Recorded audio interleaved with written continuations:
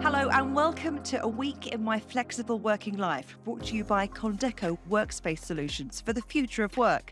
I'm your host, Juliet Mann.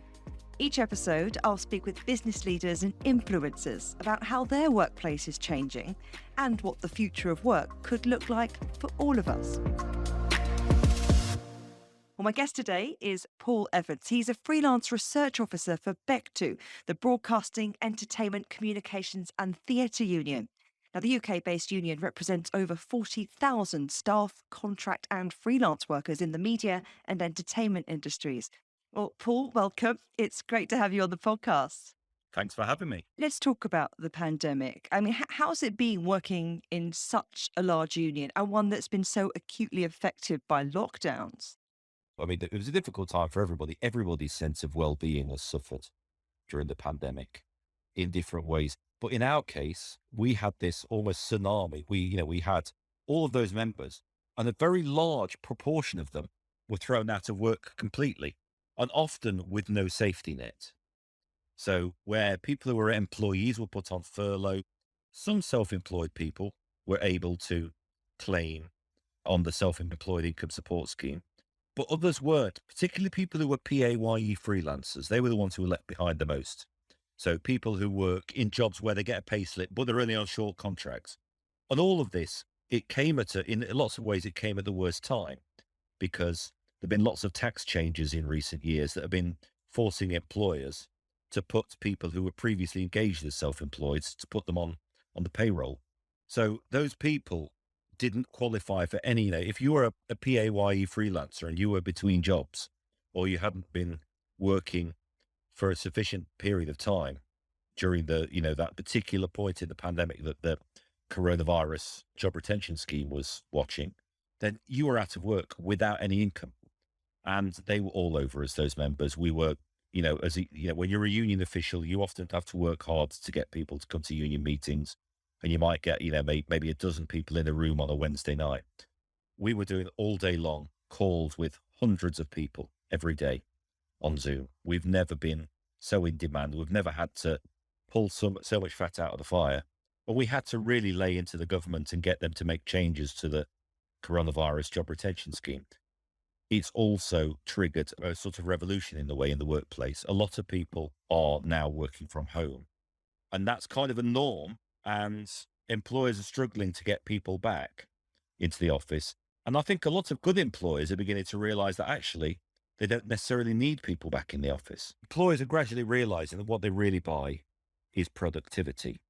And when you hire freelancers, often that's, I think people who employ freelancers are more focused on the fact, and it's always been a fact, that in reality, employers buy productivity and not necessarily time or compliance from their workers. In a way, the pandemic has kind of kicked the economy into doing something that it's had an opportunity to do for 20 years.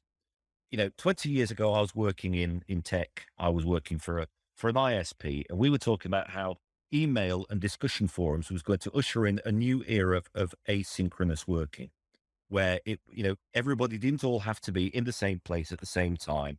And that you could have somebody who's working in a house in the west of Ireland, working alongside someone who's working in a flat in Amsterdam and that sort of thing. And they're working together because all you do is you do a little bit of your work and you park it, and then someone can come along and pick it up and carry on with it.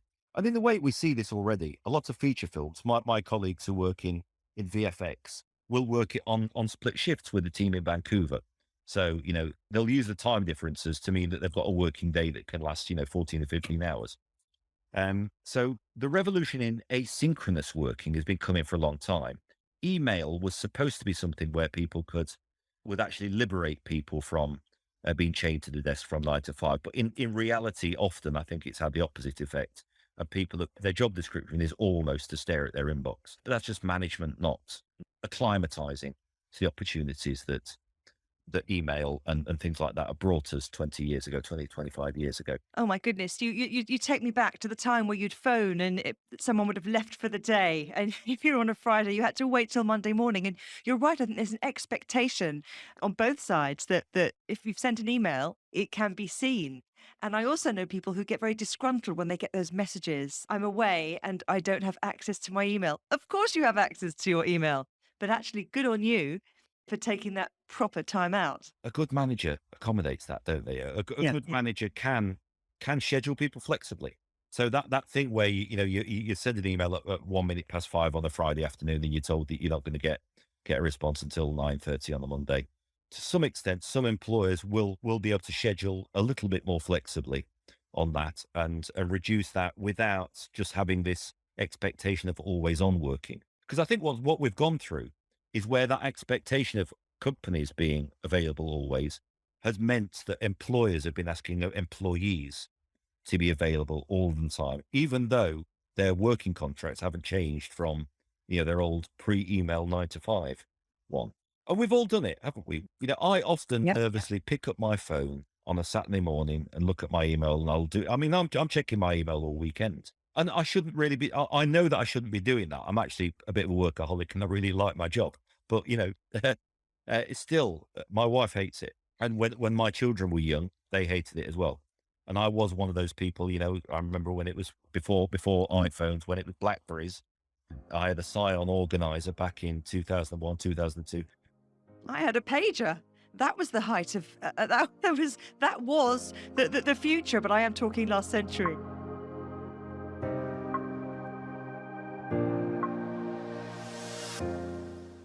We do keep hearing this getting back to normal or a new normal, Yeah. particularly since you work with such a lot of freelancers. I'm wondering if their legal issues and questions are back to normal or just changed. In our area, no, things are definitely not back to normal. A lot of our members work in feature films. That industry has never been as busy as it is today, but it's a very stressful version of busy in that they're having to manage all of the coronavirus regulations, which is making work a lot more stressful. And they're having to put up with all the disruptions as well, because productions are being sort of put on hold because of a coronavirus infection and things like that. It's not normal. And in the theatre and live events, those sectors are still nowhere near back to work fully. And then a lot of people who are back to work that would in the past have been expected to go into offices are now able to either, to just work from home. We don't hear from them very much. And I think actually a lot of those people are actually quite happy. People tend not to phone their union up when they're happy. Let's talk about employees and employers, because many, as you say, went very quickly from that 9 to 5 in offices, a commute away, Yeah. to flexible working around domestic setup. So, what does it now really mean to go to work? Well, you get very mixed reviews, don't you? I think a lot of employers have had to get tech savvy very fast. And there's a lot of employers didn't know what a Zoom meeting was and weren't aware of the possibilities. One of the comments I picked up towards the end of last year was that people were saying, there's two sorts of workers involved in this flexible working thing. There's people who have nice houses with nice gardens and a nice home office, and they're absolutely loving this. And then there's people who are living, a lot of people who are on relatively good incomes in London and the Southeast are living in small shared flats where they're having to do all their work on the kitchen table. They've got small children and they're having to Yeah. balance all of that. Are contracts being changed to reflect working from home, to reflect the changing demands on employees and employers? In the past, you could request flexible working once you've been in a job for 6 months. There is a change happening and there is a move to allow people to request flexible working from day one, but you can only request it. You're seeing, for instance, Arup, which is an employee-owned design and engineering firm. They've announced work unbound, which means that people are allowed to work 7 days a week. They're allowed to spread their working time over 7 days a week. In other cases, you're seeing people changing the hours. You don't need to change the employment law. For the most part, employment law has always, or in recent years, has allowed people to renegotiate to make their employment contracts flexible. So there's not really a need for change in the legislation, but a lot of employment contracts are changing. So you're seeing employers offering more flexibility. In some cases, you're seeing people asking for flexibility. A lot of people who ask for flexibility not being given it. It's one of those things, isn't it, that it's got to work for the employee, but it's also got to work for the employer too, because much depends on the kind of business it is, the kind of sector that it is. We've been talking about the traditional working office relationship tending to protect hierarchies. That's to a great extent where you come in, and the trades unions you work on behalf of. Is that changing? I think it will. I think it will. It's too early to say that it has changed and it is changing, but I think it will. You pick up anecdotal stuff as much as anything. But one of the things I'm picking up is managers sort of not knowing who to promote because they haven't been sucked up to. Because they're not in the office, they don't know who's sucking up to them the most. And Oh, that's so do you mean they're promoting more people on merit? Isn't that how it's meant to be? well, I know. Yeah, absolutely. Yeah. Kel or but yes, I think there is a bit more of that. I think to some extent, if you take some of the social factors out of employment, then I think employers have to focus a little bit more on productivity and on the quality of work people are doing. You'll have picked up that, the way a lot of equal opportunities employment works, where they try to encourage sealed envelope bids, as it were, for jobs. You don't know the name and you don't know the gender and you don't know the ethnicity of someone. And that has different outcomes to ones where employment processes are ones where the employer can see the name and can see a picture. You don't just have to be good at a job to be the best person for it. We all know that part of it is getting on, being part of a team, Yeah. being likable. All of those things can help the group productivity, even if one person is very able and the way they work might not fit in with the bigger picture. I'm not claiming for a minute that this is the only dimension to it. I would say that I think we do need a readjustment in business and in industry. We do need a readjustment away from some of the social norms that have dominated it. And there is an awful lot of discrimination in employment that arises from people, hiring people who look like them and sound like them. And that's not necessarily good for productivity. And I think that, everything we know about employment and productivity tells us that the more managers are not able to discriminate has a knock on. There's so many things. I've been reading the various business magazines that, I've always read. And in recent months, they're beginning to sound incredibly left wing. If you want to see all the stuff that we've been arguing for decades, flexible working, flat hierarchies, non discriminatory hiring practices, people being judged much more fairly on merit, all of those things that unions have been calling for and that managers have been sort of saying, well, it's not a problem. All of a sudden, the Harvard Business Review, Forbes, all of those things sound like really left wing magazines. It sounds like, Paul, the conversation is changing. But if working from home it is here to stay, and you say that there doesn't really need to be a legal framework, how do we avoid, though, legal fallout? You mentioned that employers aren't obliged to give requests for flexible working. Mhm. So, what could that lead to? I think that employers need to be put under more pressure to do that. And in a way, you could do that two ways. You could try and change things with the law, which I think is a big flat hammer. It's often a hammer that you use to crack a nut. Or we could have a situation where employers are obliged to negotiate in good faith with trade unions a bit more than they do. So, how are companies and countries adapting to protect employees and business owners? Well, they're adapting by having a good framework for negotiating employment practices. And if you look at countries like Germany or some of the Scandinavian countries, Finland, Sweden, they have good constructive relationships between trade unions and between trade unions and employers. And they're able to hammer out good, flexible, pragmatic deals where employers are put on the back foot and employers have to justify their working practices. And in lots of ways, countries where there isn't that, strong, good trade union relationship result in managements that aren't responsive, a management that is often quite arrogant and a management that doesn't respond to legitimate concerns raised by workers. Because to some extent, in a economy where there's lots of flexible working, people tend not to challenge their employers. And actually, it's good economics and good business practice for employers to be slightly nervous around their employees. They should feel that they have to answer awkward questions. I think in this country, they don't have to, they don't feel that need as much as they do in countries like Sweden or countries like Finland or in Germany. So there's some real lessons to be learned from Finland, from Germany, from Iceland, who are piloting that 4-day working week. Is that something you would like to bring to the United Kingdom? I know you've been working on this new deal for freelancers. Is that what it's about? The union I work for, Bectu, and we're part of Prospect, the union, we don't have a shopping list of demands for different forms of flexible working. What we will say is that employers should feel the need to bargain with unions as equals. And that means every sector of the industry is going to be different. I work in predominantly in major motion picture and TV drama. Those are the people who I represent. They work a 12-hour day. You know, you start work at 8 in the morning, you finish at 8 in the evening. If you're lucky, if you're in the hair and makeup or costume and wardrobe department, you work even longer. If you're in locations or an assistant director, you work longer. What we're pressing the employers to recognize is that that's really bad for their productivity. This is something Henry Ford knew a century ago. If you have someone to work 10 hours a day, their productivity is actually lower than someone who works 8 hours a day. We're asking employers to allow people to come in early or to come in late and, you know, to split the shifts. There's all sorts of things we're looking for.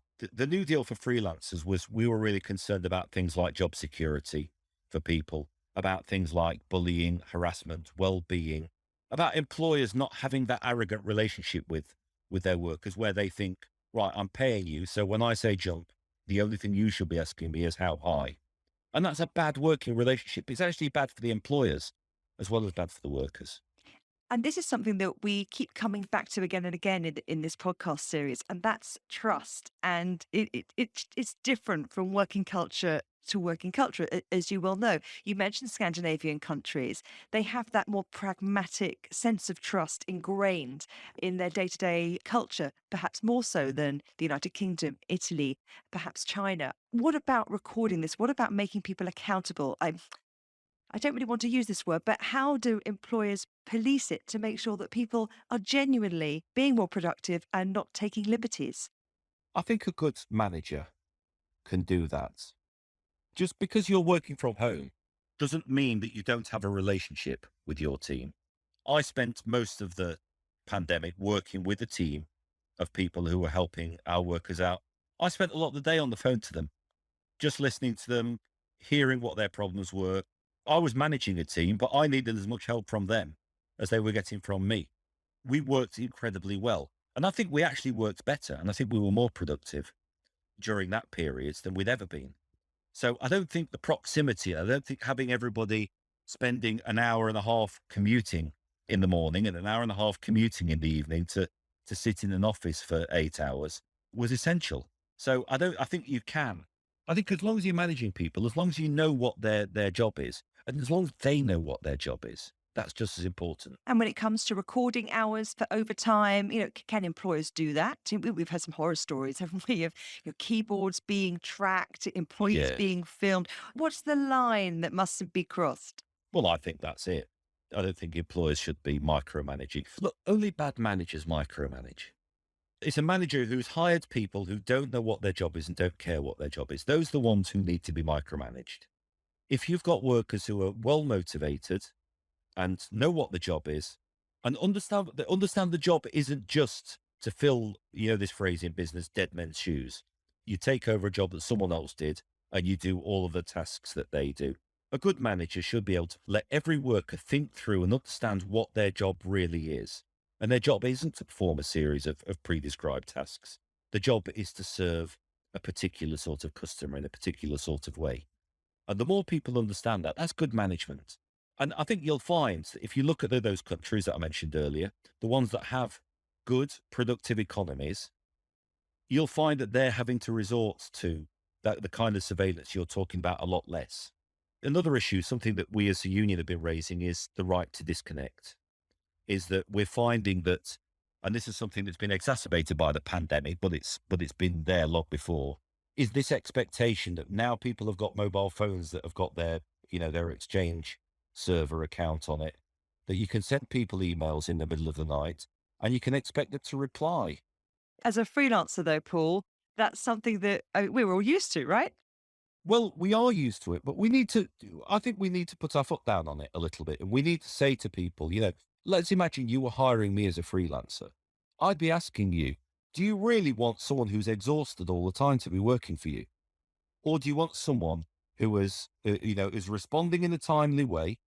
To some extent, again, it's only bad managers who are so disorganized that they're sending emails at 10 o'clock at night to get responses. A good manager can manage their staff to make sure they're productive. A right to disconnect is really important to that. Paul, I have to admit here, it does. You keep talking about bad managers, and I'm just thinking, hold on a minute. Is he talking about the whole of the UK economy? Because let's face it, the way things work right now, it isn't that efficient. A lot is broken. We're talking at government level, we're talking at corporate level. What you're saying sounds like common sense, but actually, it's not. Business and governments aren't using common sense. I think some businesses are. There are good employers. I deal with good employers all the time. There is good management. There are bits of the public sector that are very well run. There are bits of the public sector that are very badly run and bits of the private sector that are badly run. But, we come across good management all the time too. It's just we need more of it. This country has a huge economic problem with productivity. It's the number one economic problem this country has in comparison to other countries. Our productivity is low. We're entering a particularly difficult period in the economy for that at the moment. We've got a government who are saying that, they're going to use a lot of the opportunities to push wages up and turn this country into a high wage economy. If you've got prices going up and you've got wages going up, if productivity doesn't grow in tandem with that, then you enter into a inflationary spiral, which is incredibly bad for the economy. Productivity is our number one economic challenge in this country.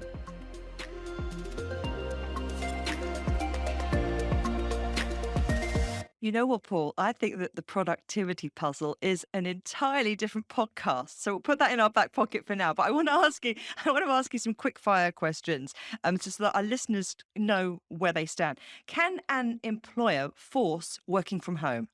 In theory, an employer can change an employment contract, and yes, they can. They shouldn't do. An employer with good employment legal advice would find a way of doing it. Can an employee insist on remote working or flexible working? No, they can't. At the moment, you only have a right to request flexible working. And what about recording hours for overtime? How can that be done? This is an issue that I think, to some extent, has not played out fully in terms of employment tribunals and employment law. But I think it's one of the things that we'll start to hear about in months and years to come. But in terms of overtime, if your contract has overtime in it, then I think it's very important if you've been asked to work from home that you're negotiating something that makes that, something that's not too onerous. If you are working overtime, you're able to record it well and you get paid for it. And where you're not, this right to disconnect thing doesn't come in where employers are assuming that because you're working from home, they can just expect you to work all hours of the day. We've been talking quite a lot about employees and protecting their rights and making sure they're not being worked into the ground and that they can be as productive as possible. What about the benefits for employers? I'm wondering, can they claim back certain expenses? For example, if someone's working from home, maybe they can cut their travel allowance. Not sure. You can't claim for your commute anyway. Employees have always had to pay for their commute, and it's not a benefit that they can write off against tax. But you might have a location waiting, like a London waiting. You might have a larger salary for working in certain cities than you might if you lived in the countryside and didn't need to consider those elevated living expenses. If, for instance, you were working in a central London office and they've agreed to let you work from home, part of the deal might be the employer might say, well, I'm going to take your London waiting off you. But the worker equally would be well advised to say, well, you're renting a room in my house, essentially. I'm going to need you to pay for a good office desk and a good desk, a good desk, a good chair, a good monitor, and all that sort of thing. They have health and safety rules that apply in the office. Those also apply in a home workplace. I think employees will be well advised to negotiate something around that. Because if you're a self-employed sole trader, you can write off a room in your house against tax. It's not very much. It's a few pound a month, but you can do it. And if you're trading through your own limited company, can essentially rent a room off yourself. You mentioned health and safety, and I'm interested in this because so for those listening, I mean, what would you say the key points are for employers to consider when they're creating a work from home policy? If you're doing a work from home policy, I think, you have a duty to make sure that your workers are rested and are able to work. There has to be some safeguarding. I don't think employers should be pushing people to work from home if their home isn't fit for purpose. If they don't have the right sort of room in the house, and, if they have childcare issues around that. So I think it should be a voluntary thing. I think that employers should be prepared to cover the costs of a desk, a chair, a good monitor, all of the sort of safety standards that apply in a normal office workplace in that respect should apply there. I think the right to disconnect is an important thing. Employers understand that they have agreed working hours. They can vary them. Now, I've noticed an awful lot of people now on their out of office replies, it's saying that my work hours are 8 a.m. till 4 p.m. And some people are working, maybe either 10 till 6 and things like that. So I think there are all sorts of benefits that, things that are mutually beneficial to the employer and the employee. And a good employer should be prepared to agree the pattern of work that makes the employee most productive. Paul, you talked about this revolution taking place in the workplace. So I'm going to challenge you to come up with 3 words that you think best sum up the future of work. Consensual, flexible, and productive. So consensual, that's because you think there should be negotiation and bargaining on both sides. Flexible, well, so you think that the future of work is going to be a movable feast. And productive, I mean, that's quite a big one, isn't it? Because if you're saying the number one problem in the UK economy is low productivity, you're hoping that the future of work means we're going to all be stoking economic growth. Before we go, where can our listeners find out more about you and what you do? Go to a thing called the internet, which they may have heard of. And if they just look at Bectu, bectu.org.uk/join. You've been listening to A Week in My Flexible Working Life, brought to you by Condeco Workplace Solutions for the Future of Work. If you've enjoyed listening to this discussion as much as I have, subscribe on Apple Podcasts, Spotify, or wherever you get your podcasts from. And don't forget to spread the word. Tell a friend about the podcast. They'll thank you for it later. I'm Juliet Mann. Goodbye.